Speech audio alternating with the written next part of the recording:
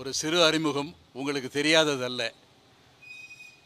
கிட்டத்தட்ட 6 மாதங்களுக்கு மேலாக நமது கட்சியிலே பொறுப்பேற்று அவர் சிறையிலே அனுபவித்த இன்னல்களை ஒரு புத்தகமாக வெளியிட உள்ளார். அவர் சிறையிலே அனுபவித்த கொடுமைகளை பற்றி பேசிய பிறகுதான் உயர்நீதிமன்ற நீதிபதிகள் ஒரு குழு அமைத்து சிறைச்சாலையில் இத்தகைய கொடுமைகள் நடக்கின்றனவா என்று என்னை தனிப்பட்ட முறையிலே இவருக்கு எதிராக நான் வாதாடிய பொழுது இருந்த நீதியரசர் திரு PN பிரகாஷ் அவர்கள் நேரடியாக என்னை அழைத்து அது குறித்து விசாரித்தார். இது தொடர்பாக இனி தமிழகம் முழுவதும் மட்டுமல்ல, இந்தியா முழுமைக்கும் சிறையில் வாடும் அப்பாவிகளுக்கு ஒரு வழிகாட்டியாக அவர்களது குரல் இந்தியா முழுமையும் எடுத்துரைக்கப்படும் என்பதை இந்த திருமுனை கூட்டத்திலே எனது தம்பிக்காக உங்களை தெரிவித்துக் கொள்வது எனது கடமையாகும் என்பதை நான் தெரிவித்துக் கொள்கிறேன்.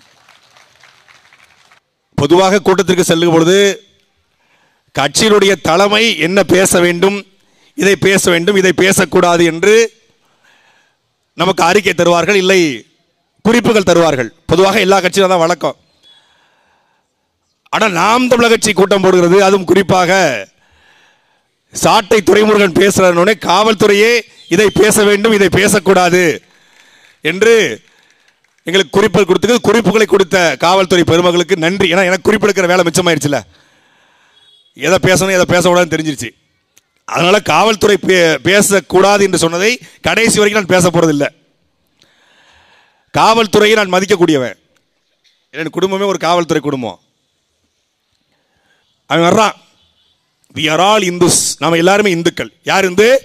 ஐயரும் இந்து, பறையரும் இந்து, நாடாரும் இந்து, கோணாரும் இந்து, செட்டியாரும் இந்து, முதலியாரும் இந்து, எல்லாரும் இந்து. வி ஆர் ஆல் இந்துஸ்ங்கிறான். வி ஆர் ஆல் இந்துஸ் என்றால் ஏன் இன்றைக்கு வரைக்கும் தமிழ்நாட்டில் உள்ள கோயில்ல ஒரு பறையரை நுழைய விட மற்ற கருவறைக்குள்ள? எல்லாரும் இந்து தானே. ஐயரும் இந்து, பறையரும் இந்து என்றால் ஐயர் ரொம்ப நாளா மணியாட்டிட்டு, ரொம்ப நாளா நீ வெளியே வா, எங்காலு பறையரு, நாடாரு, கோணாரு, செட்டியாரு, ஆசாரி, பண்டாரம், முதலியாரு உன்னை விட நல்லா ஆட்டுவாங்க மணி. உன்னை விட ஒரு விடு விட மாட்டான். அனைத்து சாதியும் அர்ச்சகராகலாம் என்ற சட்டம் இருக்கிறது. அனைத்து சாதியும் அர்ச்சகராகலாம் என்ற திட்டத்தை திமுக அரசு போடுகிறது. வாயில் ஒரு முருகன் கோயிலுக்குள்ள இன்னைக்கு வரைக்கும் ஒரு அனைத்து சாதியும் அர்ச்சகர் சட்டத்தின் அடிப்படையில் ஐயர் அல்லாத பிராமணர் அல்லாத ஒருத்தன் உள்ள போக முடியல. இதுதான் திராவிட மாடல் அரசு ஆட்சியா? இதன் சமூக நீதி ஆட்சியா? போக முடியல. தமிழிலே குடமுழுக்கு நடத்த வேண்டும் என்று நாங்கள் சொன்னால் ஆக முடியாது. சமஸ்கிருதம் என்பது தெய்வ பாஷை. எப்படா தெய்வ பாஷை? ஏய், எங்கள் பாட்டன் முருகனுக்கு தமிழ் தெரியாதுங்கிறான், சிவனுக்கு தமிழ் தெரியாதுங்கிறான். தெய்வத்திற்கு என்னுடைய மொழி புரியவில்லை என்றால் அது எப்படி என் தெய்வமாக இருக்க முடியும்?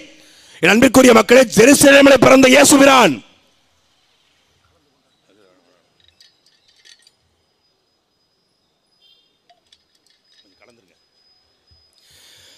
ஜெருசலேமிலே பிறந்த இயேசுபிரான் அவருக்கு தமிழ்நாட்டிலே கிறிஸ்தவ தேவாலயங்கள் இருக்கிறது. ஞாயிற்றுக்கிழமைகள் அங்கே தொழுகை நடக்கிறது. ஞாயிற்றுக்கிழமை அங்கே தேவாலயத்துக்கு போகிற பொழுது கிறிஸ்தவ பெருமக்கள் தமிழர்கள் என்ன பண்றான்?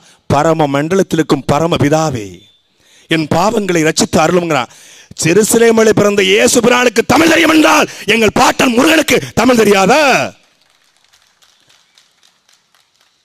பள்ளிவாசலுக்கு போக தமிழர்கள் அங்கே தொழுகை மொழியாக உருது மொழி இருக்கிறது, அரபு மொழி இருக்கிறது, உருது மொழி இருக்கிறது. ஆனால் அங்கே வேண்டுதல் எது நடக்குது? எது நடக்கிறது? பள்ளிவாசலுக்கு போகிற தமிழர்கள் தமிழிலே தான் அங்கே அழைப்பு கொடுக்கிறார்கள். தமிழிலே தான் அங்கே வேண்டுதல் நடக்கிறது, தொழுகை நடக்கிறது. அரபு நாட்டிலே இருந்து அரபு நாட்டில் இருந்த ஒரு கடவுளுக்கு தமிழ் புரியும் என்றால் இந்த மண்ணிலே உளமாடிய இந்த மண்ணிலே திரிந்த முருகனுக்கு தமிழ் தெரியாதா? பழனி கோயில 10 லட்சம் பேர் கூடுவான். 10 லட்சம் பேர் கூடும்போது சுக்லாம்பிரதமாக நமக்கு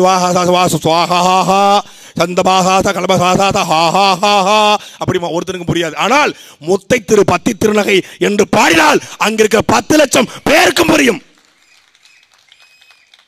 என் மொழி என்பது இறைவன் பாடிய மொழி, இறைவன் பேசிய மொழி. ஏன்னா இறைவனை எங்காளு நாங்க மத்த அவனை போயிட்டு எங்களுக்கு எதுக்கு முதல்ல புரோக்கரு? இவன் கொடுத்து ஒரு தாம்பளத்தை கொடுத்து அவன் கொண்டு போய் அப்படிமா ஒரு இலவும் இல்லை அதில். உன் மொழியில் ஒன்றும் இல்லை. உன் மொழியை வீட்டில் பேசுவியா, உன் மனைவிட்ட பேசுவியா, உன் காதலிட்ட பேசுவியா, யார்ட்டையுமே நீ பேச முடியாது சமஸ்கிருத மொழியை. ஆனால் நாங்கள் நேராக முருகன் கோயிலுக்கு போவேன். முருகா, சென்னைக்கு சேவியர் பள்ளி கூட்டத்துக்கு போயிருக்காரு, இந்த திராவிடங்க மத்தியில் நான் பேசிட்டு வரணும், பிள்ளையை காப்பாற்றி விடு அப்படின்னு சாதாரணமாக நான் பேசி வருவேன்.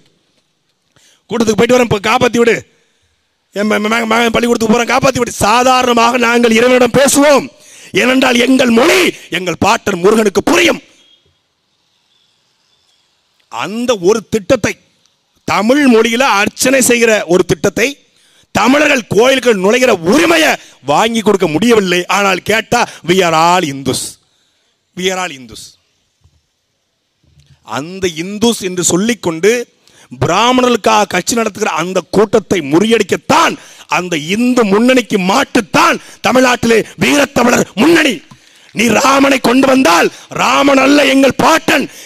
உலகத்தில் 10 கலைகளை கற்று அந்த ராமனை விரட்டி அடித்த, கட்டிய மனைவியை சந்தேகப்பட்ட ராமனை விட கடத்திட்டு போனாலும் தன் கை விரல் விடப்படாத எங்கள் பாட்டன் ராவணன் தாண்டா எங்கள் பாட்டன் என்று சொல்வதற்கான கட்சி தான் நாம் தமிழர் கட்சி. நீ விநாயகரை தூக்கி கொண்டு வந்தால் எங்களுக்கு முருகன், முட்டுக்கு முட்டு எதிர் முட்டு.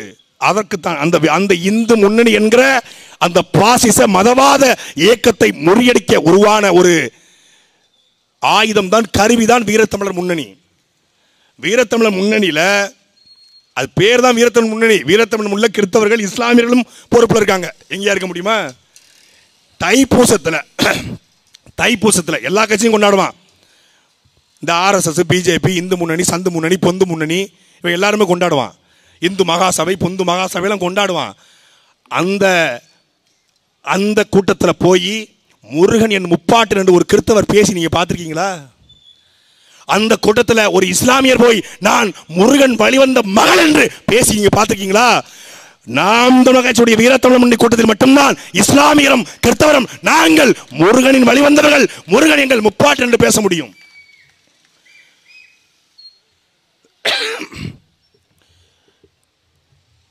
இங்க ஒரு ஆட்சி, ஒரு அருமையான ஆட்சி போய்கிட்டு இருக்கு.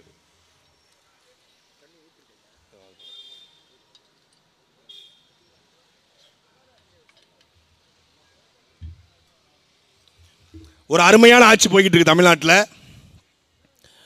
90 விழுக்காடு தேர்தல் அறிக்கையை நிறைவேற்றாங்க. திமுக கொடுத்த தேர்தல் அறிக்கையில் 90 விழுக்காடு நிறைவேற்றாச்சு. இன்னும் 10 விழுக்காடு மட்டும்தான் இருக்கு. எல்லாமே நிறைவேற்றியாச்சு. தமிழ்நாட்டில் இப்போ காவிரியில் திமுக ஆட்சிக்கு வர்றதுக்கு முன்னாடி காவிரியில் தண்ணி ஓடிச்சு. நீங்கள் பார்த்துருக்கீங்களா? இப்போ தேனும் பாலும் ஓடுது. தேனும் பாலும். உங்களுக்கு யாராவது ஆவினில் நீங்கள் பால் வாங்க தேவையில்லை. காவிரி ஆற்றுக்கு போனால் பால் அருமையாக ஓடிக்கிட்டு இருக்கு. வீட்டுக்கு வீடு எல்லாருக்குமே எல்லா வசதி வந்துருச்சு. எல்லாருக்கும் வீடு, கழிவறை இல்லாத வீடுகள், கழிவறை எல்லாருக்கும் கழிவறை. எல்லார் வீட்லையுமே சொகுசா இருக்கிறான், யாருமே எந்த கவலையும் இல்லை. தமிழர்கள் சிரித்த முகத்தோடு இருக்காங்க. சாதி சண்டை இல்லை, யாரும் எந்த கோயிலுக்கும் போகலாம், எந்த பிரச்சனையும் இல்லை. எல்லாருக்குமே சொகுசா இலவச பேருந்துகள், கை நிறைய காசு, கல்ல. தமிழர்களுடைய மனங்கள் புழங்கி கிடக்குது, ரொம்ப சிறப்பாக இருக்குது. அப்படி நம்ம பேசணும்னா திமுக ஆட்சி நம்மளை கை செய்யாது. அப்படி நம்ம பேசணும்னா காவல்துறை சபாஸ் துறைமுருகன் லவ் யூ அப்படின்ட்டு போயிடும். திமுக ஆட்சி, இந்த திராவிட மாடல் ஆட்சி எப்படி இருக்கிறது என்பதற்கான சான்று என்ன தெரியுமா? நீங்க வேங்கை வயலை பத்தியோ, சேலத்தை பத்தியோ, காவிரியாறு, முல்லை பெரியாறு பிரச்சனையை பத்தியோ பேச வேண்டாம். இந்த திமுக ஆட்சி எப்படிப்பட்ட ஆட்சி என்பதற்கான எடுத்துக்காட்டு இந்த கொளத்தூர்ல இந்த கூட்டம் நடந்து கொண்டிருக்கிற இந்த இடத்துல கூடிய இந்த மின் விளக்கு. இந்த மின் விளக்குல எப்படி புதர்மண்டி கிடக்கோ அப்படித்தான் இந்த திராவிட மாடல் ஆட்சி புதர்மண்டி கிடக்கு. பாரு என்ன, இது முதல்வர் தொகுதி. வா வா வா வா வா வா, லவ்லி லவ்லி. முதல்வர் தொகுதி ஐயா ஸ்டாலின் தொகுதி. நான் பேனா சிலையை பத்தி பேச மாட்டேன், அதை பத்தி பேச நாங்க கூட்டம் போடலையே. எங்க அப்பா சொல்லிட்டாரு, எங்க அண்ணன் செல்வாவும் சொல்லிட்டாங்க, எங்க மாவட்ட செயலாளர் சொல்லிட்டாங்க, துரைமுருகன் கடலிலே பேனா சிலை வைத்தால் கடல் ஆமைகளுக்கும் கடல் மீன்களுக்கும் 13 கிராமங்களுக்கும் பாதிப்பு என்பதை நீங்கள் கூட்டத்தில் பேசாதீங்கன்ட்டாங்க. அதே நான் பேசணும், அதை நம்ம பேசுக கூட்டம் போட்டிருக்கோம். உலகத்திலே 54 நாடுகளை வென்று கடல் படை கட்டிய எங்கள் பாட்டன் ராஜேந்திர சோழனுக்கு இல்லாத சிலை கருணாநிதிக்கு ஏன் என்று கேட்பதற்காக நாங்கள் கூட்டம் போடல. ஆகர முதல் எழுத்தெல்லாம் ஆதிபகவன் முதற்றே உலகு என்று பாடி எப்பொருள் யார் யார் வாயேற்பினும் அப்பொருள் மெய்ப்பொருள் காண்பது அறிவு என்று உலகத்தின் முதல் பகுத்தறிவு கருத்தை பேசிய எங்கள் பாட்டன் வள்ளுவருடைய எழுத்தாணிக்கு இல்லாத சிலை கருணாநிதி என்று பேனாவுக்கு ஏன் என்று கேட்பதற்காக நாங்கள் கூட்டம் போடல. அதை பற்றி நான் ஒருபோதும் இந்த கூட்டத்தை பயன்படுத்தி நான் பேச மாட்டேன். நான் பேச வந்திருப்பது முருகனை பற்றி. ஈழத் தமிழர்களை 1 லட்சம் பேர் சாவுக்கு காரணமாக இருந்த காங்கிரஸை பார்த்து பயந்து 2G ஸ்பெக்ட்ரம் வழக்கிற்காக தன்னுடைய மகளும் ராசாவும் கைது செய்யப்படுவார்கள் என்பதற்காக காலையிலே 6 மணிக்கு உண்ணாவிரதம் இருந்து காலை உணவுக்கும் மதிய உணவுக்கும் இடையே ஒரு போலி உண்ணாவிரதம் நடத்தி 12,000 தமிழர்கள் சாவதற்கு காரணமாக இருந்த தமிழ துரோகி என்று ஈழத் தமிழர்கள் சொல்கிற அந்த கருணாநிதிக்கு ஏன் சிலை என்று கேட்பதற்காக நான் வரல. சத்தியமா வரல. எங்க அம்மா மேல சத்தியமா நான் வரலங்க. நான் அதை பத்தி பேச போறது இல்லையே. நான் ஏன் பேசணும்? அதை தமிழ்நாட்டிலே கூவத்தை சுத்தப்படுத்துவதற்காக நிதியை ஒதுக்கிய பொழுது அங்கே முதலை இருக்கு, கூவத்தை சுத்தப்படுத்த முடியாது என்று சொன்ன அந்த ஊழல் பெருசாலி சர்க்காரியா கமிஷனே விஞ்ஞான ரீதியாக ஊழல் செய்கிறார் என்று குற்றம் சாட்டிய கருணாநிதிக்கானா சில மானங்கட்டவனே என்று ட்விட்டர்ல 4 பேர் கேட்கிறானே, அவருக்கு ஏன் பேனா சிலை என்று கேட்பதற்காக என்னை எங்கள் அப்பா சேவியர் பெலிக்ஸ் அழைத்து வரவில்லை. தமிழர் என்று பேசி, தமிழ் மொழி என்று பேசி, தமிழர்களுடைய வாக்குகளை பறித்து தன்னுடைய கொஞ்சம் சொந்த கட்சி நிறுவனத்திற்கு கூட தமிழ்ல பெயர் வைக்காது Red Giant Movies, Magna Movies, Cloud Nine Movies, Sun TV, Sunshine பள்ளிக்கூடம் என்று ஆங்கிலத்தில் பெயர் வைத்த அந்த கேடுகட்ட கருணாநிதிக்கா சிலை என்று கேட்பதற்காக நான் வரவில்லை. நான் வரலையே. நான் எதுக்கு அதை வர போறேன்? எங்க அண்ணன் சேவியர் பெலிக்ஸ் சொல்லல, எங்க அப்பாவும் சொல்லல, எங்க அண்ணனும் சொல்லலையே. அப்புறம் எப்படி பேச முடியும்? பேனா சிலையை பத்தி பேசணும்னு சொன்னாலும் பேச முடியும், பேசக்கூடாதுன்னு சொன்னபடி எப்படி பேச முடியும் சொல்லுங்க? நியாயமான நீங்களே சொல்லுங்க. காவல்துறை தெளிவா சொல்லிடுச்சு, பேனா சிலையை மட்டும் பேசக்கூடாதுன்னு சொன்னதுனால நம்ம பேச போறது இல்லை. அதே பேசணும். என்ன காவல்துறையை மதிக்கிறேன், காவல்துறை சொன்னதை கேட்பேன் என்று எங்க அப்பத்தா கிட்ட நான் சத்தியம் பண்ணிட்டு வந்திருக்கிறேன். கடைசி வரைக்கும் பேச மாட்டேன் அதை பத்தி. இது முதல்வர் தொகுதி வேற, முதல்வருக்கு தெரிஞ்சா கோச்சுக்குவாரு, எங்க அண்ணன் சின்னவர் உதயநிதிக்கு தெரிஞ்சா கோச்சுக்குவாரு, மா சுப்பிரமணி தெரிஞ்சா கோச்சுக்குவாரு, சேகர் பாபு வேற பெரிய ரவுடி, அவர் கை வேற பூ பிடிச்சிட்டு இருக்காது.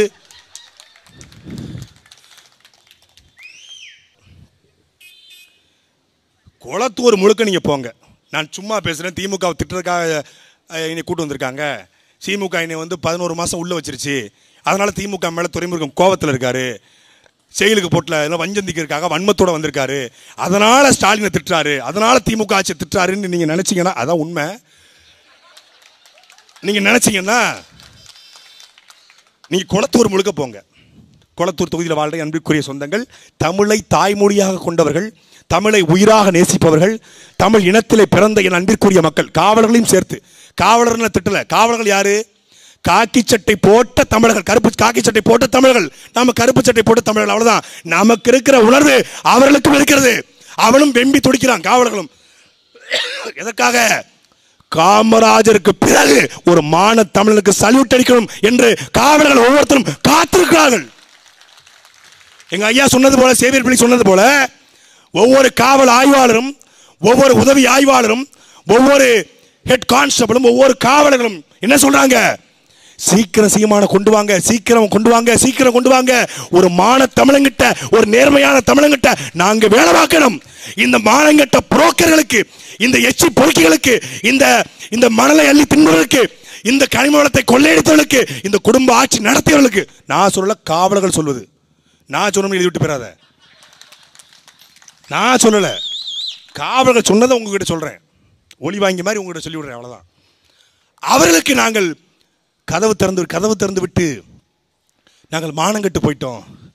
சிங்கம் சூர்யா போல, கம்பீரம் சரத்குமார் போல, வால்டர் வெற்றிவேல் சத்யராஜ் போல நேர்மையாக இருக்கத்தான் நாங்கள் காவல்துறைக்கு வந்தோம்.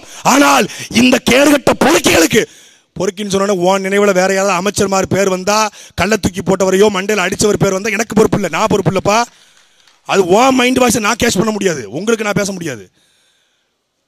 அப்படிப்பட்ட பொறுக்கிகளுக்கு வேலை பார்த்து நாங்கள் சோரம் போய்விட்டோம். நாங்கள் மானத்தமிழன் சீமானுடைய ஆட்சியிலே வேலை செய்ய வேண்டும், சீக்கிரம் சீமானை முதல்வர் ஆக்குங்கள் என்று ஒவ்வொரு காவலரும் சொல்றான். சாதாரண காவலர் மட்டுமல்ல, சிறை காவலர், ஏஆர் போலீஸ் எல்லாரும் சொல்றான். தீயணைப்பு படை வந்து 4 பிரிவுகளுக்கு எல்லா காவலர்களுடைய வெறி பிடிச்சு போயிருக்கிறான். இந்த முறை தேர்தல் வரைக்கும் அரசு பணியாளருடைய அத்தனை ஓட்டும் நாம் தமிழர்களுடைய விவசாய சின்னத்துக்கு தான். நீ எழுதி வச்சுக்க.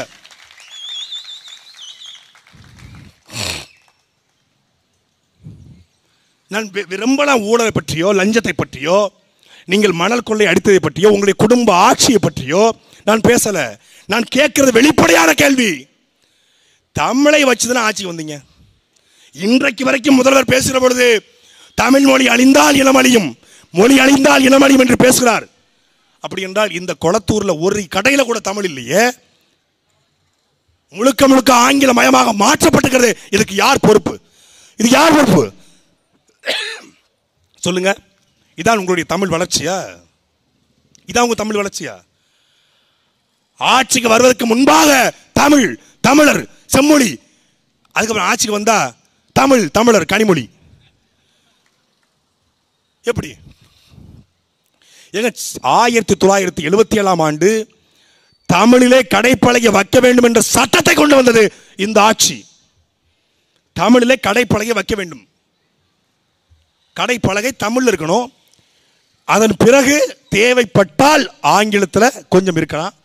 மூன்றாவதாக தேவைப்பட்டால் பிற மொழியில, இந்தியிலேயோ மலையாளத்திலேயோ வேறு மொழியிலேயோ தேவைப்பட்ட ஒரு எல்லை பகுதியில், இப்போ கூடலூர் இருக்கு, கிருஷ்ணகிரி இருக்கு, அங்கே பிற மாநில மக்கள் வருவார்கள் என்றால் தேவைப்பட்ட மூன்றாவது மொழியில் வச்சுக்கலாம். ஆனால் முதல் மொழியாக கண்ணன் கண்ணாடி கடை என்றால் கண்ணன் கண்ணாடி கடை என்று தான் இருக்கணும். அதன் பிறகுதான் அங்கே வந்து ஸ்பெக்ஸ் இருக்கணும், இல்லை வேற பேர் இருக்கணும். மருதம் மருந்தகம் இல்லை குமரன் மருந்தகம் என்றால் குமரன் மருந்தகம் இருக்கணும். கீழே தான் குமரன் மெடிக்கல்ஸ் இருக்கணும். அங்கே எப்படி இருக்கு? குமரன் மெடிக்கல்ஸ். தமிழ்ல கிடையாது குமரன். அதுவும் எப்படி எழுதுவான்? Maddy equal is. எப்படி தமிழ் வளர்த்துருக்காங்க பாருங்க. ஏன் இப்படி தமிழ் வளர்த்தார்கள்? அவர்களுடைய தலைவர்களே அப்படித்தான். சிஎன் அண்ணாதுரை என்னைக்கா யோசிச்சிருக்கிறியா? அது என்ன சிஎன்? சின்ராசு மகன், சின்ராசு நடராஜனுடைய மகனா? சிஎன்னா என்னங்க? சிஎன். அவங்க அப்பா பேர் என்ன பேரு? நடேசன். நடேசன் நாதான் நடந்துக்கணும். சிதம்பரம் நடேசன் அப்படின்னா நடேசனுடைய மகன் நானா அண்ணாதுரை எப்படி என்ன அண்ணாதுரையா மாறினாரு? என் அன்பிற்குரிய மக்களே, ஒரு படிக்காத பாமரன், எந்த அறிவுமற்றவன், கிராமத்தில் இருக்கிறான். சுப்பையா மகன் முருகேசன். அவன் சூனா முருகேசன் போடுறதுக்கு பதிலாக எஸ் முருகேசன் போடுறான். படிக்கல, அவன் எழுத படிக்க தெரியாது. ஏதோ 1 2 போயிருக்கான் அப்படின்னா ஒரு பிரச்சனை இல்லை, தெரியாதுப்பா. சு முருகேசன் போடுறதுக்கு பதிலாக எஸ் முருகேசன் போட்டாலும் ஏற்றுக்கலாம். நீ யாரு? பேரறிஞர், பெருந்தலைவர், தமிழை கரைச்சி குடித்தவர். 1.5 மணி நேரம் WMA மாமா, WMA படித்த அண்ணாதுரை தன்னுடைய பெயரை ஆங்கிலத்திலும் தமிழிலும் கையெழுத்திட்டார் என்றால் எப்படி தமிழ் வாழும்? தமிழ் மயிரை பிடிக்கிட்டு தான் போவோம். மயிரை பிடிக்கிட்டு இது வெறியாகுமா இல்லையா? இவன் சொல்றான் பேரறிஞர்களான். அந்த மண்ணிலே வாழ்ந்த ஐயா ஜெயகாந்தன் சொல்றாரு, முட்டாள்கள் இவனை அறிஞர் என்பார்கள், அடிமுட்டாள்கள் இவனை பேரறிஞர் என்பார்கள் என்று ஜெயகாந்தன் சொல்றாரு. அண்ணாதுரை சொன்னா பொத்துக்கிட்டு வரும். நான் கேட்கிற கேள்விக்கு பதில் சொல்லு. சிஎன் அண்ணாதுரைக்கு அர்த்தம் என்ன? அர்த்தம் என்ன? இன்னைக்கு வரைக்கும் சொல்றேன். சிஎன் அண்ணாதுரை தமிழ்நாட்டுக்கு தமிழ்நாடு பேர் வச்சாரு. சிஎன் அண்ணாதுரை தமிழ்நாட்டுக்கு தமிழ்நாடு பேர் வச்சாரு. ஏய், தமிழ்நாட்டுக்கு தான் தமிழ்நாடு பேர் வச்சாரு. ஆஸ்திரேலியாவுக்கு தமிழ்நாடு பேர் வைக்கல, அமெரிக்காவுக்கு தமிழ்நாடு பேர் வைக்கல, கர்நாடகாவுக்கு தமிழ்நாடு பேர் வைக்கல, கேரளாவுக்கு தமிழ்நாடு பேர் வைக்கல. தமிழ்நாடு அது. செந்தமிழ் நாடனும் போதிலே இன்ப தேன் வந்து பாயுது காதினிலை என்று எங்கள் பாட்டன் பாரதி அண்ணாதுரைக்கு முன்னாடியே பாட்டு போயிட்டாரு. அண்ணாதுரை பிறக்கிறதுக்கு முன்னாடியே.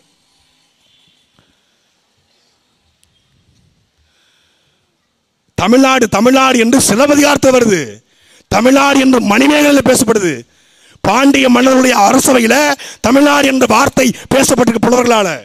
2000 5000 ஆண்டுகளுக்கு முன்பே தமிழ்நாடு என்ற வார்த்தை இருக்கு. ஆனால் இவனுங்க நம்ம எப்பெல்லாம் திராவிடத்தை எதுக்குறோமோ, எப்பெல்லாம் திமுகவை எதுக்குறோமோ, உடனே தமிழ்நாட்டுக்கு நாங்கள் தானே தமிழ்நாடுன்னு பேர் வச்சோம். இந்த கணவனுக்கும் மனைவிக்கும் சண்டை வந்துட்டா, நான் உன் ட்ரெஸ் எல்லாம் துவைச்சு கொடுத்தேன்ல, நான் உனக்கு எப்படிலாம் சாப்பாடு போட்டேன், நீ காய்ச்சல் இருந்தப்போ உனக்கு மிளகு ரசம் வச்சு கொடுத்த பார்த்தியா, காய்ச்சல் இருக்குது மிளகு ரசம் வச்சு கொடுத்ததாமா ஒரு பிரச்சனை. அம்மா அம்மா அது செய்யறது ஒரு பொண்ணு, ஒரு கணவன் மனைவி வேலை தான். நீ ஊருக்கெல்லாம் போயிட்டு வரும்போது உன் காலெல்லாம் அமைக்கி விட்டுருக்க, என்ன போய் நீ வந்து ஒரு புடவை கூட எடுத்துடலையே அப்படின்னு சொன்னா எவ்வளவு அபத்தமோ. ஒரு கணவன் மனைவி கல்யாணம் முடிஞ்ச வரைக்கும் உனக்கு முத்தம் கொடுத்தல, நீ மறந்துட்டியா அப்படின்னு கேட்கறது எவ்வளவு அபத்தமோ. உனக்கு லவ் யூ சொன்னனே ஏ கொடும் கனவா என்று பேசுவது எவ்வளவு கேவலமோ. கணவன் என்றால் மனைவி என்றால் லவ் யூ சொல்லித்தான் ஆகணும், காதலிச்சு தான் ஆகணும், மிளகு ரசம் வச்சு கொடுத்தாகணும், துணியை துவைச்சு தான் ஆகணும். அது பெண்ணடிமைத்தனம் அல்ல, அது கணவன் மனைவிக்குள்ள இருக்கிறதா. ஆனா அப்படி கொல்லி காட்டுவது எவ்வளவு அபத்தமா. அப்படித்தான் இவன் தமிழ்நாட்டுக்கு தமிழ்நாடு பேர் வச்சோம், நீங்க திராவிடத்தால வீழ்ந்தோம்னு சொல்றீங்களே, நியாயமா இருக்கா?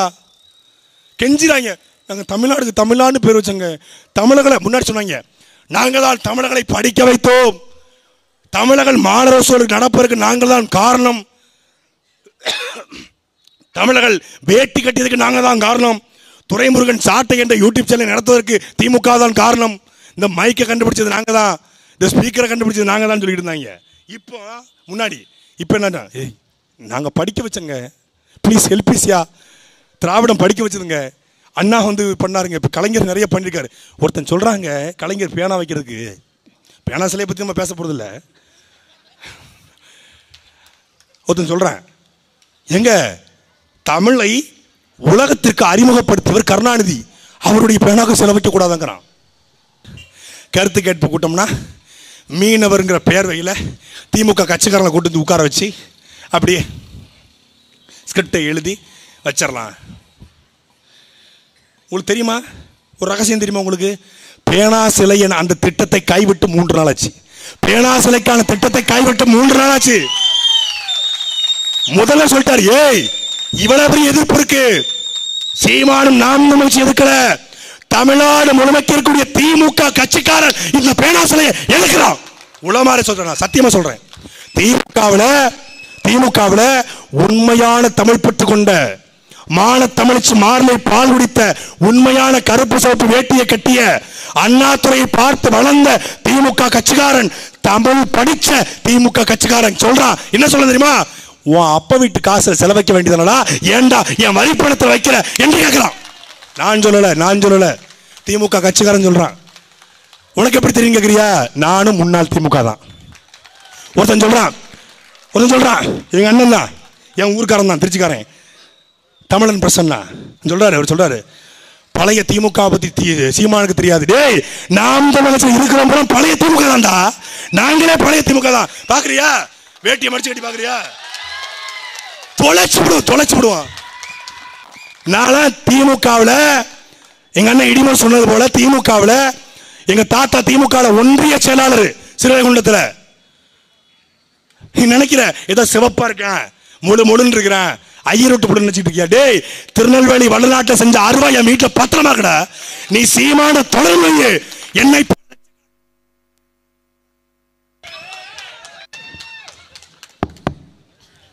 திராவிட சதியாடா. எங்க அண்ணன் சீமானுடைய கட்டவரில் இருக்கக்கூடிய அழுக்கு அதை தொடர்ந்தா கூட என்னை போன்ற என் தம்பி இடும்பானம் கார்த்திக் போன்ற அபுபக்கர் போன்ற கேவ செல்வா போன்ற எங்கள் அப்பா சேவியர் பணிஸ் போன்ற எங்கள் சகோதரி பாத்திமா பருகானா போன்ற லட்சக்கணக்கான தம்பி தங்கச்சிய, தம்பின்னு சொன்ன தங்கச்சி கோச்சுக்கோ, தம்பி தங்கச்சியை தாண்டி தாண்டா நீ தொட முடியும். நீ நினைச்சுக்கிட்டு இருக்கியா? ஒருத்தர் சீமான மிதிச்சிருவாங்க. டேய் பிள்ளக்கா பையல, உன் தெருவில் நடந்து போனா கூட இவங்கெல்லாம் யாருன்னு தெரியாது, பக்கத்து வீட்டுக்காரங்க இவங்கெல்லாம் யாருன்னு தெரியாது. திமுக என்பது தமிழ்நாட்டில் மட்டுமே இருக்கிற கட்சி, அதிமுக என்பது தமிழ்நாட்டில் மட்டுமே இருக்க போற கட்சி. உனக்கு புரிஞ்சிருக்கும், இருக்க போற பாஜக என்பது இந்தியாவில் மட்டுமே இருக்கிற கட்சி, காங்கிரஸ் என்பது இந்தியாவில் மட்டுமே இருக்கிற கட்சி. என் அன்பிற்குரிய மக்களே, நீங்களும் நானும் இருக்கிற நாம் தமிழர் கட்சி என்பது நாம் தமிழர் ஐரோப்பா, நாம் தமிழர் லண்டன், நாம் தமிழர் அமெரிக்கா, நாம் தமிழர் பின்லாந்து, நாம் தமிழர் நெதர்லாந்து, நாம் தமிழர் சீனா, நாம் தமிழர் டென்மார்க், நாம் தமிழர் கனடா, நாம் தமிழர் ஆஸ்திரேலியா, நாம் தமிழர் பிரிட்டன் என்று உலகத்திலே 64 நாட்டில் இருக்கிற ஒரே கட்சி நாங்கள் இருக்கிற நாம் தமிழர் கட்சி மட்டும்தான். நீங்க எங்க மேல கையை வச்சுட்டு நீ வெளிநாடு டூர் போயிருவியா? நீ உள்ளூர்ல அடி வாங்க மாட்ட, உலக தமிழ்நாட்டு அடி வாங்குவ. உள்ளூர்ல நீ ஓடி ஒளிஞ்சிருவ. உள்ளூர்ல நீ காருக்குள்ள போலீஸ் பந்தவஸ்ல இசட் பிரிவு, ஏ பிரிவு, ஒய் பிரிவுல போயிருவ. நீ எங்க மேல கையை வச்சுட்டு எங்கேயாவது டூர் போன வை, டூர் போன நீ திரும்ப மாட்ட, உன் பெட்டி படுக்க மட்டும் தான் திரும்பும். எச்சரிக்கை நினைக்காத, இது சத்தியமா நடக்கும். ஏய், புலியெல்லாம் செத்து போச்சு நினைக்கிறியா? புலி பூரா உலகம் முழுவதும் பதுங்கிருக்கடா. தொலைச்சிருவான், உன்னைய தொலைச்சிருவான், மிதிச்சிருவேன், நசிக்கிறவன். எப்படி பேசுறாங்க பாருங்க தமிழ்நாட்டு அரசியல. ஒரு பேனா சிலை வேணான்னு நம்ம சொல்றோம். ஐயா கலைஞருக்கு சிலையே வேணாம்னு சொல்லல. ஐயா கலைஞர் அவர்களுக்கு இங்க சிலை திறந்தாங்க சென்னையில் ஓமந்தூர் அரசு மருத்துவமனையில், வாழ்த்துறோம். ஐயா கலைஞர் தமிழ்நாட்டுடைய முதலமைச்சர், முத்தமிழறிஞர், வாழ்த்துறோம், ரைட்டு. மதுரையில் ஐயா கலைஞர் பேரில் நூலகம் திறக்கிறாங்க 70 கோடியில், திறந்துட்டு போ, பிரச்சனை இல்லை. ஆனால் கடலுக்குள்ளே வேண்டாம்னு நம்ம சொல்கிறோம் ஒழிய பேனா சிலையே வேண்டாம்னு சொல்லலை. நீ வச்சுட்டு போகுது ஓம் இஷ்டம். அறிவாலயத்தில் வைங்க, கோபாலபுரத்தில் வைங்க, இல்லை திருக்கோடையில் வைங்க, இல்லை குளித்தலையில் வைங்க, இல்லை கூவ மாத்து நடுவில் வைங்க, இல்லை மூலக்குத்தம் சுடுகாட்டில் வைங்க, இல்லை கண்ணமாப்பட்ட சுடுகாட்டில் வைங்க. எங்க தண்ணிக்குள்ளே தான் வைக்கணும்னா கடல் தான் கிடைச்சது. கூவ மாத்துல வைங்க, கூவமாறு சுத்தமாகும்ல. கூவமாறு சுத்தமாக, ஏன்னா ஏற்கனவே தான் ஐயா உயிரோடு இருக்கும்போது தான் கூவமாத்தை சுத்தப்படுத்தலை, செத்த பிறகு சுத்தப்படுத்தணுமே. நல்லா என்னதை சொல்கிறோம், ஐடியா இருந்தால் ஐடியா இல்லாத பசங்க அப்படிங்கிற மாதிரி கேட்டுக்கிறதும் கேட்டுக்காதும் உன் இஷ்டம். நல்ல யோசனை. ஒரு பழைய திமுக காரனா, திமுக குடும்பத்தை பிறந்தவனா நான் சொல்கிறேன், நான் வேணாம்னு சொல்லலை. எனக்கும் கலைஞரை ரொம்ப பிடிக்கும். ஏன்னா ஒரு மனிதன் எப்படி வாழக்கூடாது என்பதற்கு கற்றுக்கொள்வது கலைஞர் கருணாநிதி கிட்ட தான். அதனால் எனக்கு ரொம்ப பிடிக்கும். I love Kalaignar Karunanidhi, I love very much Kalaignar Karunanidhi. நான் சிறையில் இருந்தபோது அதிகமாக அவருடைய புத்தகங்களை தான் படித்தேன். ஏன், எப்படி பொய் சொல்லக்கூடாதுன்னு தெரிந்து கொள்வதற்காக அவருடைய புத்தகத்தை நான் படித்தேன். நெஞ்சுக்கு நீதியை முழு பாகத்தையும் படித்தேன். ஏன், எப்படி ஒரு புத்தகத்தை பொய்யாக எழுதக்கூடாது என்பதற்காக நெஞ்சுக்கு நீதியை படித்தேன். ஏசுவது எல்லாம் தமிழ், தமிழர், தமிழ் இனம், தமிழ் மொழி, தமிழ் கலாச்சாரம், விடியல் ஆட்சி, திராவிட மாடல் ஆட்சி. வேங்கை வயல்ல மலத்தை கலந்துட்டான், மனித மலத்தை ஒரு தொட்டிக்குள்ள கலந்துட்டான். அதை தடுப்பதற்கு இந்த அரசுக்கு துப்பு இல்லை. சரி விடு. ஆனா அவனுக்கு கைது செய்யறதுக்கு உனக்கு என்ன தயக்கம் கேட்டால், நாங்கள் தான் தமிழ்நாட்டுக்கு சமூக நீதியை கற்றுக் கொடுத்தோம், சாதியை நாங்கள் தான் ஒழிச்சோம், இது பெரியார் மண்ணு, இது அண்ணா மண்ணு. என்னடா வேங்க வகையில் சரி யாரோ ஒருத்தன் தெரியாம கலந்துட்டான், கண்டுபிடிக்க முடியல. சரி, திராவிட மாடல் பயிற்சி பாசை நடத்தும் 30 லட்சம் பேருக்கு சமூக நீதி கற்றுக் கொடுத்தோம் என்று சொல்றீங்களே. சேலத்தில் உங்களுடைய ஒன்றிய செயலாளர் மாணிக்கம் கோவிலுக்குள்ளே போனான் என்ற ஒரே ஒரு காரணத்திற்காக மிக கேவலமாக பதிவு செய்ய முடியாத வார்த்தைகளால் ஒரு ஒடுக்கப்பட்ட ஆதி தமிழ்குடியை சார்ந்த ஒரு தம்பியை எவ்வளவு கேவலமா பேசுறாரு. இதான் சமூக நீதி ஆட்சியா? இதான் திராவிட மாடல் ஆட்சியா? ஒரு பக்கம் ஆர்எஸ் பாரி சொல்றாரு, தாழ்த்தப்பட்ட தலித்து மக்களுக்கு நாங்கள் போட்ட பிச்சை என்கிறாரு. ஒரு பக்கம் தயாநிதி மாறன் சொல்றாரு, தயா சொல்லுங்க தயா, நாங்க என்ன தாழ்த்தப்பட்டவங்களா, நாங்க என்ன தாழ்த்தப்பட்டவங்களான்றாரு. இன்னொரு பக்கம் ஆர்எஸ் பாரதி என் வீட்டில் வேலை பார்க்குற என் ஓட்டுநரும் அருந்ததியருங்கிறாரு. இதான் சமூக நீதியா? ஒரு பக்கம் பொன்முடி சொல்லுமா நீ எசிதானமா, நீ எசிதானமாங்கிறாரு. ஒரு பக்கம் அமைச்சர் நாசர் கல்ல கொண்டு எறிகிறாரு. ஒரு பக்கம் நேரு மண்டையில தட்டுறாரு. என்னடா இது ஆட்சி? இதை கேள்வி கேட்கக்கூடாது, இதை பற்றி பேசக்கூடாது. இதை பற்றி பேசுனா என்ன சொல்லுவாங்க? ஆர்எஸ்எஸ் கைகூலி, பாஜக பணம் வாங்கிட்டாங்க, திமுகவை திட்டாதீங்க, திராவிடத்தை திட்டாதீங்க, கருணாநிதியை விமர்சிக்காதீங்க, பாஜக உள்ள வந்துடும். ஏங்க நீங்க தானங்க சொன்னீங்க இல்லத்தரசிகளுக்கு 1000 ரூபாய் கொடுப்பேன்னு சொன்னீங்க, எப்பங்க கொடுப்பீங்கன்னு கேட்டா அதை கேட்காதீங்க, பாஜக உள்ள வந்துடும். யோ ஆட்சி மல்ல கொள்ளையெல்லாம் தடுப்புன்னு சொல்லி ஐயா கலைஞர் கருணாநிதியுடைய மகன் ஸ்டாலின் சொன்னாரே, எப்ப தடுப்பாருன்னு கேட்டா ஐயோ அதை பத்தி பேசாதீங்க, பாஜக உள்ள வந்துடும். யோ கனிமவள கொள்ளையை தடுப்புன்னு ஐயா ஸ்டாலின் தேர்தல் அறிக்கையில் சொன்னாரே, எப்ப தடுப்பாருன்னு கேட்டா அதை பத்தி பேசாதீங்க, பாஜக உள்ள வந்துடும். சமூக நீதி ஆட்சி, சுயமரியாதை ஆட்சி, தன்மான ஆட்சின்னு சொல்றாங்க. அமைச்சர்மார்கள் இப்படி நடந்து கொள்றாங்களே, அதை ஸ்டாலின் கண்டிக்க மாட்டாரான்னு கேட்டா அப்படி பேசாதீங்க, பாஜக உள்ள வந்துரும். எதற்கெடுத்தாலும் பாஜக உள்ள வந்துரும், பாஜக உள்ள வந்திருக்கிறான். அந்த பாஜக ஈரோடு கிழக்கு தொகுதி தேர்தலுக்கு கூட அந்த பாஜகவில் வர முடியல. ஈரோட்டுக்கு கூட வர முடியாத பாஜக எப்படா தமிழ்நாட்டுக்கு வரும்? ஒரு இடைத்தேர்தல் நிக்கிறது வக்கில்ல. இடைத்தேர்தல் யார் நிக்கிறா? காங்கிரஸ் வேட்பாளர் நிப்பாட்டுது, அனுதாப ஓட்டம் வாங்கிடலாம்னு சொல்லி. அதிமுக தேர்தல் வேட்பாளர் அறிவிக்கணும் பார்த்தா அதிமுக ஒரு வேட்பாளர் அறிவிக்குது. எது? ஓபிஎஸ் அணி. அதிமுகவோட இபிஎஸ் அணி ஒரு வேட்பாளர் அறிவிக்குது. நீங்க 2 பேரும் அறிவிச்சிட்டீங்கன்னு சொல்லி தேர்தல் ஆணையம் அதிமுக சார்பாக ஒரு வேட்பாளர் அறிவிக்குது. ஏய், நான் தெரியாம கேட்கிறேன், நீ கட்சி நடத்துறியா என்ன நடத்துற? நிறைய பேர் கேட்கறான், நீங்க திமுகவை ரொம்ப திட்டுறீங்க, பாஜகவை தூக்கி போட்டு மிதிக்கிறீங்க, ஆனா அதிமுகவை மட்டும் நீங்க பேசுறதே இல்லை, ரொம்ப வருத்தப்படுறாங்க. நான் அப்ப கூப்பிட்டு சொன்னேன், டேய் அப்படி இல்லம்மா, அது நாங்கள் திமுக பேசுறது உண்மைதான், அதிமுக பேசுறது உண்மை, பாஜக பேசுறது உண்மைதான். அதிமுகவை ஏன் ரொம்ப பேசுறது இல்லைன்னா, எங்க ஊர்ல சொல்லுவாங்க தாயில்லா பிள்ளைய தலையில அடிக்கக்கூடாதுன்னு. அவங்க தாயில்லா பிள்ளைங்கப்பா, அவங்கள தலையில அடிக்கக்கூடாதுப்பா, அதனால ஊமை குத்தா குத்து விடுவோம்ப்பா, 4 குத்தா ஊமை குத்தா. அவங்க தாயில்லா பிள்ளைங்க எங்களை போய் திட்டீங்களே. எப்பேற்பட்ட கட்சி அதிமுக! 1.5 கோடி தொண்டர்களை கொண்டிருக்கிற அதிமுக சதஞ்சு போச்சு, சதஞ்சு. ஏன்? பாஜக போய் அடமானம் வைத்ததற்காக அந்த கட்சி இன்னைக்கு நடுத்தருவில் நிற்குது. 2 இலை இருக்கு பாருங்க, ரெட்டலை. அந்த 2 இலையும் ஆட்டுக்குட்டி சாப்பிட்டுச்சு. குச்சி மட்டும் தான் இருக்கு, இலை இல்லை. இன்னும் கொஞ்ச நாள்ல வெறும் குச்சி தான் இருக்கும். அந்த குச்சிக்கு தான் 2 பேருக்கும் சண்டை. முதல்ல வேட்பாளர் அறிவிக்கிறாங்க, அப்புறம் வேட்பாளரை பின்வாங்குறாங்க. உலகத்தில் இப்படி பார்த்திருக்கீங்களா? இல்ல ஓபிஎஸ் வீராவிசகம். ரெட்டலை சின்னம் யாருக்கு இருந்தாலும் நான் அவங்களுக்கு எங்க ஆதரவு. ரெட்டலை சின்னம் சுயேட்சைக்கு போன ஆதரவு கொடுப்பியா? சரி, ரெட்டலை சின்னத்தில் நான் போட்டி போட்டு வாங்கி நான் நிற்கிறேன், எனக்கு ஆதரவு கொடுப்பியா? என்னையாது? என்னது? என்ன மானங்கட்டத்தனம்?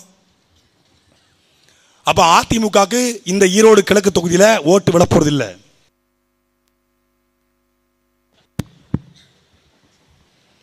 முதலமைச்சர் தான் சரியில்லைன்னு பார்த்தா மைக்கும் சரியில்லை.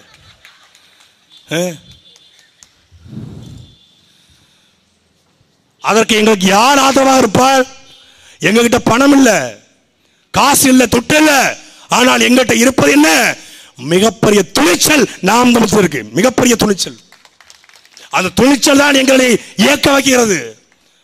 தமிழ்நாட்டில் எம்எல்ஏ இல்ல, எம்பி இல்ல, பெரிய கவுன்சிலர் இல்ல, பெரிய சட்டமன்ற உறுப்பினர் இல்ல, பெரிய ஊராட்சி மன்ற தலைவர் இல்ல. ஆனாலும் இவ்வளவு துணிச்சலா எப்படியா பேசுறானுங்க? இப்படி எவ்வளவு துணிச்சலா எவ்வளவு பேசுறானுங்க? டேய், உலகத்தினுடைய முதல் மாந்தன் தமிழை முதலில் பேசி எங்கள் பாட்டன் முருகனே எங்க கூட நிற்கிறான். யாம் இருக்க பயமேன் என்று எங்கள் பாட்டன் முருகன் எங்களுடன் நிற்கிறான். உலகம் முழுமைக்கு தமிழர்கள் எங்கள் பின்னால் இருக்கிறார்கள்.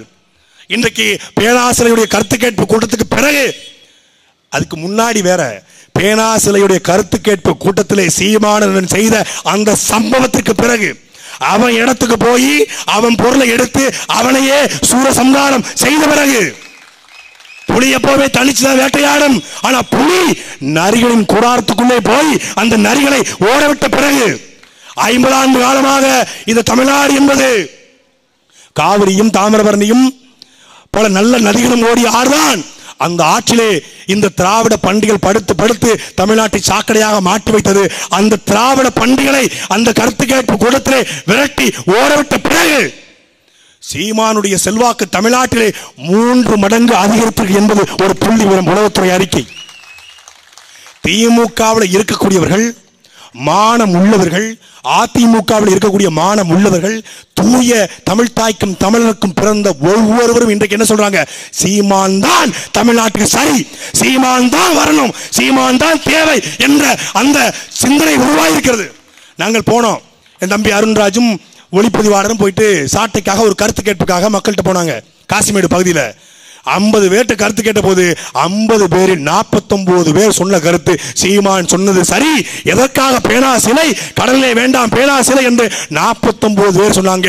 ஒரே ஒருத்தர் மட்டும் சொல்லவில்லை. ஏனென்று கேட்டால் அந்த ஒருத்தர் இருந்தது திராவிட பானம். கலைஞருக்கு தலைவர் கலைஞருடைய சிலையும் இங்கனா, நீங்க என்ன சேனல்?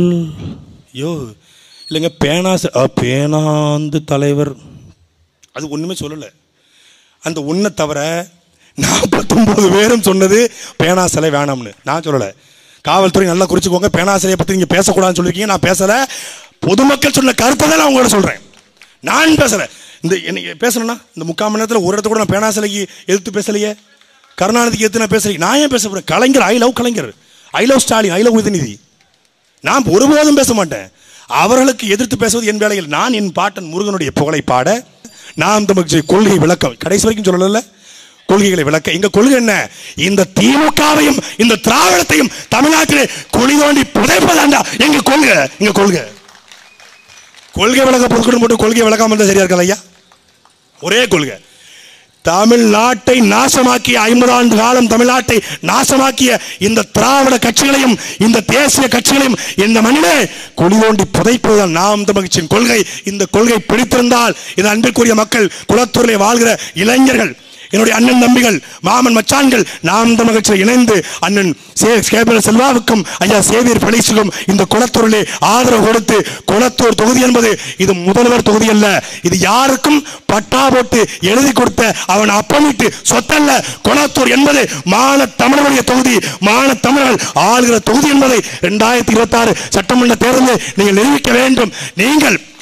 நீங்கள் குளத்தூரில் வாழ்கிற மக்கள் உங்களுக்கு இப்படி கேடுகட்ட நிலைமையிலே உங்கள் மின் விளக்குகள் இருக்காமல் இருக்க, குளத்தூரில் வாழ்கிற மக்கள் தூய தண்ணீரை குடிக்க, குளத்தூரில் இருக்கிற மக்கள் பட்டாய் நிலத்திலே வாழ்வதற்கு, குளத்தூரில் இருக்கிற மக்கள் நல்ல அரசு மருத்துவமனையிலே சிகிச்சை எடுப்பதற்கு, குளத்தூரில் வாழ்கிற மக்கள் நல்ல தரமான கல்வியை பள்ளிக்கூடத்திலே படிப்பதற்கு, குளத்தூரில் வாழ்கிற மக்கள் வெள்ளம் புயல் வந்தாலும் வீட்டிலே நிம்மதியாக வாழ்வதற்கு வாக்களிக்க வேண்டிய ஒரே ஒரு சின்னம் விவசாய சின்னம். நாட்டிலே பொறியாளர் தோற்கலாம், மருத்துவர் தோற்கலாம், ஆனால் உணவை தருகிற விவசாயி தோற்கக்கூடாது.